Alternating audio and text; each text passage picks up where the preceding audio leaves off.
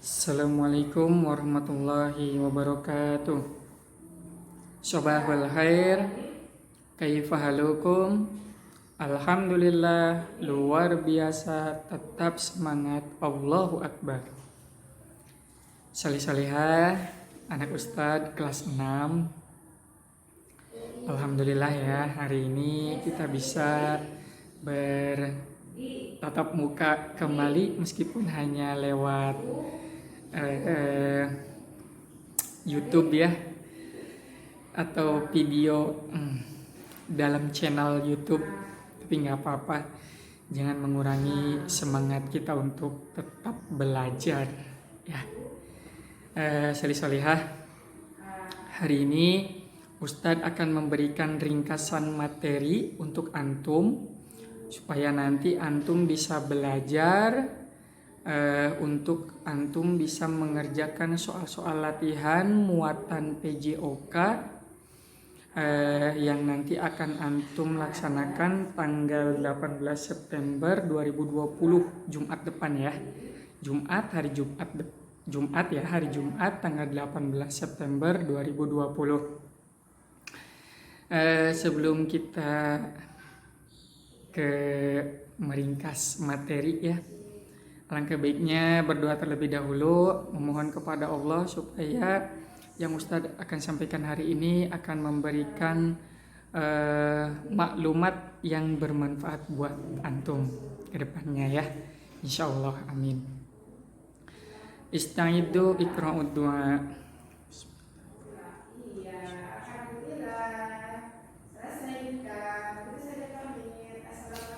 Selesai.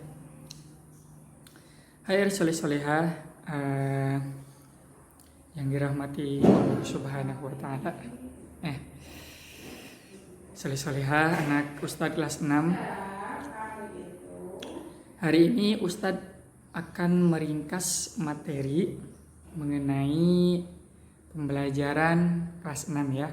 Antum masih ingat yang Ustadz pernah sampaikan sebelum-sebelumnya di pertemuan pertama, kedua, ketiga, keempat, dan kelima? Silakan antum buka kembali video Ustadz sebelumnya ya. Jadi antum belajar apa waktu itu? Masih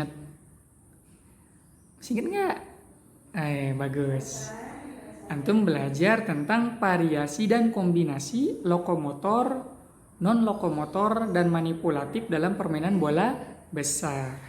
Kemudian antum juga belajar variasi, kombinasi lokomotor, non lokomotor, dan manipulatif dalam permainan bola kecil. Nah, karena antum sudah kelas 6,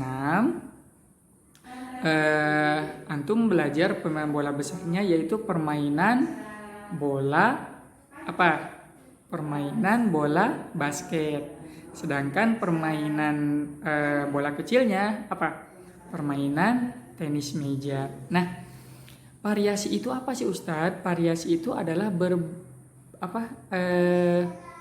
bermacam-macam jenisnya atau bermacam-macam bentuk gerakannya. Kemudian kombinasi itu apa sih Ustadz? Kombinasi itu adalah penggabungan 2 gerakan, 3 gerakan, 4 gerakan, dan seterusnya. Nah, lokomotor itu apa? Gerakan yang berpindah tempat. Non lokomotor, gerakan yang tidak berpindah tempat. Manipulatif adalah gerakan yang menggunakan alat atau benda. Nah, gerak dasar lokomotor, gerakan yang berpindah tempat, tentu saja gerakan yang berpindah tempat yang dipergunakan dalam permainan bola besar. Nah, permainan bola besar antum di kelas 6 apa? Bola basket. Jadi Jadi gerakan yang berpindah tempat yang dilakukan dalam permainan bola basket. Apa saja coba contohnya? Jalan, lari, ya, melangkah atau melompat. Ya, melompat itu dilakukan pada saat gerakan lay up dalam permainan bola basket. Ya, kalau berlari bisa saat mendribble, jalan juga bisa saat mendribble. Nah, kemudian gerakan non lokomotornya atau gerakan yang tidak berpindah tempatnya itu apa? Ayo, antum masih ingat nggak? Gerak dasar non lokomotor itu contohnya apa saja? Ada mengulur, ada menekuk, kemudian apa lagi? ada mengayun, kemudian berbelok, berputar, mendarat. Ya.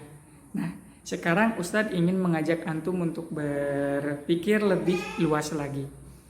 Pada saat antum melakukan gerak dasar chest pass.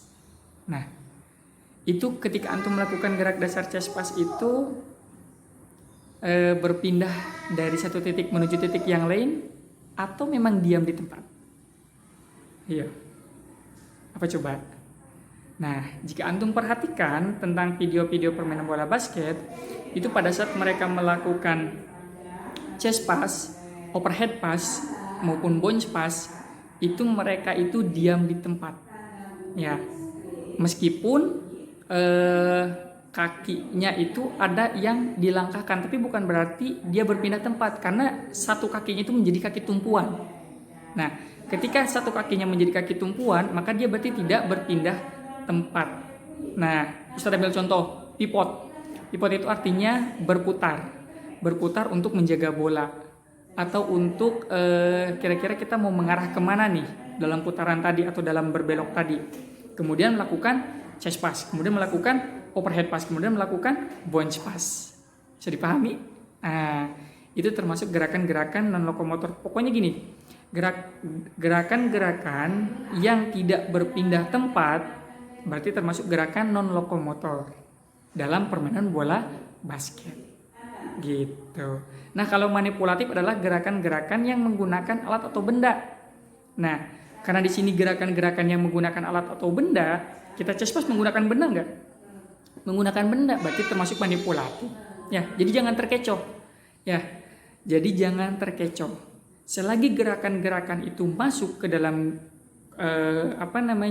konteks lokomotornya, gerakan berpindah tempat, kemudian non lokomotornya tidak berpindah tempat, kemudian manipulatifnya menggunakan alat, ya. Karena kalau misalkan kita mau chest pass nggak menggunakan alat, kira-kira apa yang mau dioper ke teman? Ayo, kalau misalkan kita mau bounce pass, tidak menggunakan alat, tidak menggunakan bola basketnya, apa yang mau dioper ke teman? Berarti itu termasuk juga gerakan manipulatif, meskipun memang pada saat melakukannya termasuk gerakan non lokomotor. Jadi jangan terkecoh, ya, jangan terkecoh. Antum coba berpikir lebih luas lagi, ya. Jadi harus higher thinking, ya. Pokoknya yang hot itu tadi ya, higher thinking of skill. Pokoknya yang hot lah.